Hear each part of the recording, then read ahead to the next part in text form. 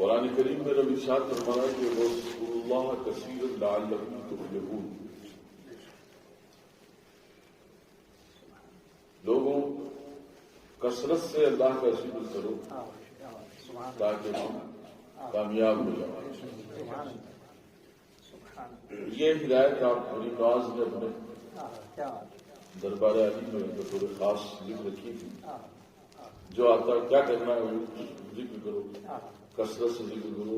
یہ سورہ جمعہ کی آیت ہے.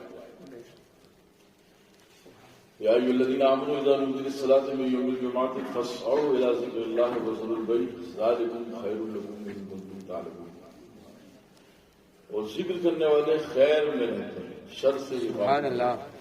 پھر فرماتا فإذا قضیت الصلاۃ فانتشروا فی الارض وابتغوا من فضل اللہ واذکروا اللہ کثیرا لعلکم. سبحان اللہ. قاعدے میں رہ کر جو نماز کو ادا کرتے ہیں، فانتشروا فی الارض، زمین پر پھر ان کی طاقت کا غلبہ پیدا کیا جاتا ہے. سبحان اللہ. وابتغوا من فضل اللہ، اور یہ اللہ کے فضل سے.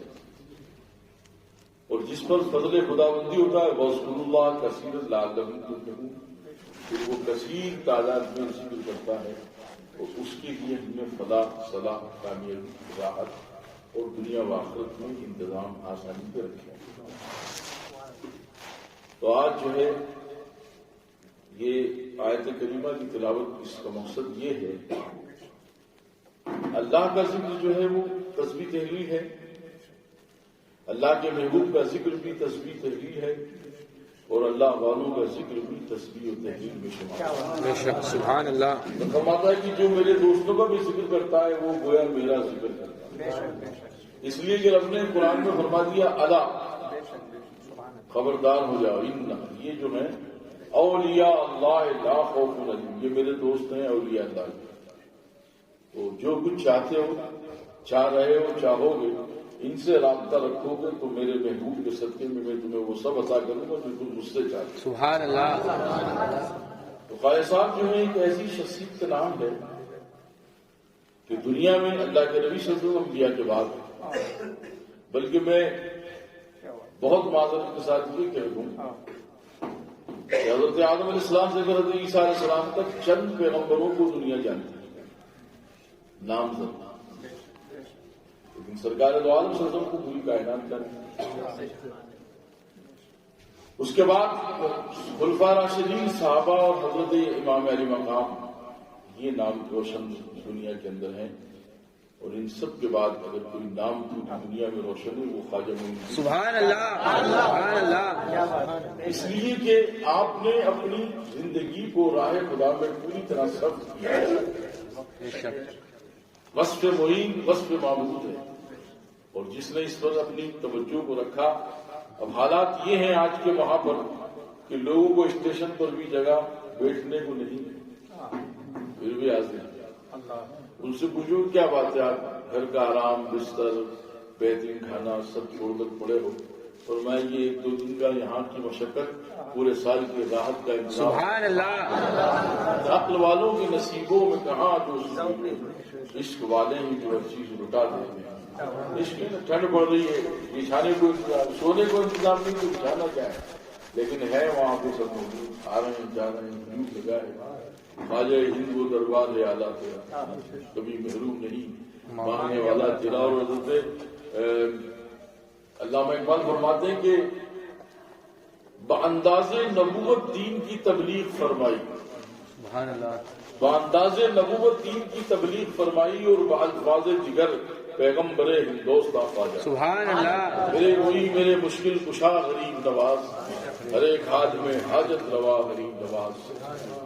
سوالی کوئی کہیں سے کوئی سوال کرے وہیں پہ پاتا ہے ہر مدعا غریب نواز. سبحان اللہ. غریب نواز کی شان جو ہے وہ یہ کہ یہ جو سال بھر مسجدوں میں تقریریں، نمازیں، روزے، حج، زکوٰۃ، تلاوت، دینی مراحل و وسائل، صدقہ غریب نواز کا.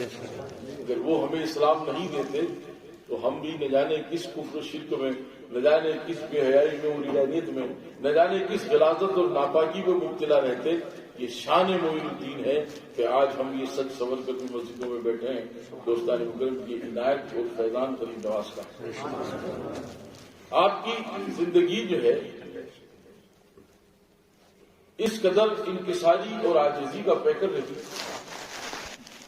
کہ حضرت بختیار کاکڑی، حضرت خواجہ صوفی حمید ناگوری، شیخ الاسلام سیدنا باؤ فرید مسعود گنج شکر رحمۃ اللہ علیہ فرماتے ہیں کہ ہم نے کبھی آپ کے چہرے مبارک پر جلال نہیں دیکھا، کبھی جلال نہیں دیکھا. یہ چمکتے ہوئے ہیلوجن جو ہیں دکھائی دیتے ہیں، کبھی اس روشنی میں آگ دکھتی. لوگوں نے پوچھا ایک مرتبہ کسی پنجاب کی طرف سے جو پاکستان کے اندر ہے پنجاب، وہاں کے کسی بزرگ نے ملاقات کے لیے جب تھے آتے تھے غریب نواز سے، جب یہ شور چلا کہ ہندوستان کی جو ہے اجمیر شریف کی سرزمین پر ایک ایسا فقیر آیا ہے کہ جس کے چہرے کی زیارت زندگی کی راحت بن جاتا ہے. سبحان اللہ. گفتگو نہیں، چہرے دیکھ کر کے لوگ جو ایمان والے ہوتے تھے فرماتے تھے پھر ہمیں یہ کہنے کی ضرورت نہیں کہ حضور ہم پریشان ہیں، بلکہ چہرے میں وہ کشش، وہ تابانی، وہ راحت تھی حضور کے لباس کے چہرے میں کہ جو لوگ دیکھ لیتے تھے حالت ایمان وہ پھر آخری سانس تک مسرور رہتے تھے. سبحان اللہ. یہاں تک کہ فرمایا ہے حضرت بختیار کاکی نے کہ جو ان کے چاہنے والے مریدین ہوتے، جب ان کے وصال کا وقت آتا ملک الموت کے ساتھ، جب مرید پر سختی کا عالم، سکرات کا عالم، جاکری کا وقت ہوتا اور وہ بے چینی کا معاملہ محسوس کرتا تو اس وقت اس کو پریشان ہونے کی اس کی ضرورت نہیں ہوتی کہ ملک الموت آگے اور غریب نواز کا چہرہ مبارک پیچھے ہوتا. سبحان اللہ. جب چہرہ نظر آتا تو وہ مرید، وہ چاہنے والا حقیقت میں جیسے خواہشات کو دیکھتا فرماتا حضور حوالے کرتا حضور حکومت کے جو اس دنیا سے اس دنیا کی طرف لے جاتے. غریب نواز فرماتے ہیں کہ موت ایک پل ہے،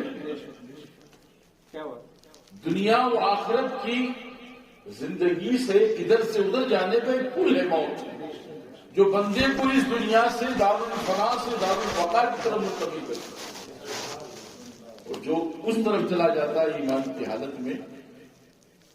پوچھا جن کامل ایمان والوں سے جن کا وصال ہونے کے بعد خواب میں جب بزرگوں نے ایک دوسرے سے کشف سے پوچھا کہ وصال کے بعد تمہاری زندگی کا کیا حال رہا؟ فرمایا موت کی دعا مانگنا بھی گناہ ہے، لیکن اگر گناہ نہ ہوتا تو ہم کہتے ہیں مولا بس 10-20 سال کی زندگی دنیا میں ٹھیک ہے، باقی تو پھر ہم آخرت کی طرف ہی آنا چاہتے ہیں، اس لیے کہ آخرت سے زیادہ روشن، راحت اور مطمئن جگہ کوئی ہے. اس لیے کہ وہاں رب کے فضل کا انعام ہے، جنت الفردوس کی ہوائیں ہیں، بہترین لذیذ انتظامات وہاں پر موجود ہے. یہ رب کی عطاؤں کی بنیاد پر. یہاں کی مشقتوں میں کوئی بجلی کا بل بھرنا ہے، بچوں کے لیے فیس بھرانا ہے، یہ دنیا کی گاڑی میں تیل جلانا ہے، تجارت کرنا ہے، کام پہ جانا ہے، کیوں کرنا ہے، کیوں کرنا ہے، یہ مشقتیں لگی ہیں. وہاں کیا ہے؟ آرام ہی ہے، سبحان اللہ. دیدار ہی دیدار، راحت ہی راحت، اور پھر اللہ کے دوستوں کی سنگت وہاں پر اس قدر کی جب بندہ اس دارالفنا سے، دارالخلل بھی ہے، دارالوجود بھی ہے، دارالوجود کا قلعہ بھی ہے، بہت ساری اس کے نام ہیں کہ یہاں پر آدمی ہر طرح کی مسائل و آلام میں رہتا ہے اور اس کو صبر و تحمل سے اس نے گزار دیا. کام نہیں ہے تو تیرا غریب نواز نے امت کو، لوگوں کو، انسان کو، انسانیت کو توحید ربانی سکھایا. فرمایا کہ جب تم جو کچھ چاہو رب کی طرف منتقل ہو جاؤ.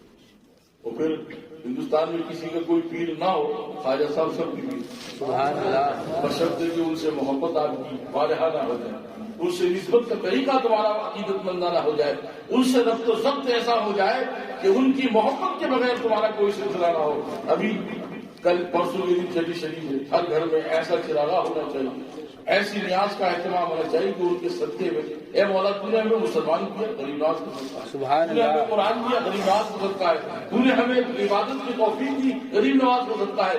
یہ مسجدیں، یہ آستانے، یہ درگاہیں، یہ ساری کی ساری نعمتیں خواجہ صاحب کی وجہ سے ہمیں عطا ہوئی. تو اب ان کے شکرانے میں ارے 10 روپے کی چھلوتانے اور بنولی لا کر کے نیاز دلاتی ہیں. ویسے کسی گھر میں بھی اتوار کا دن ہے اس دن، بغیر کسی مباہلے اور بغیر کسی اور اعتراض کے ہر آدمی گھر میں کچھ نہ کچھ اچھی غذا اتوار کے دن بنتی ہے کم از کم. پہلے ہمارے گاؤں میں ہم نے بچپن میں دیکھا کہ جمعے کے دن مسلمانوں کے گھروں میں گوشت وغیرہ بنتا تھا.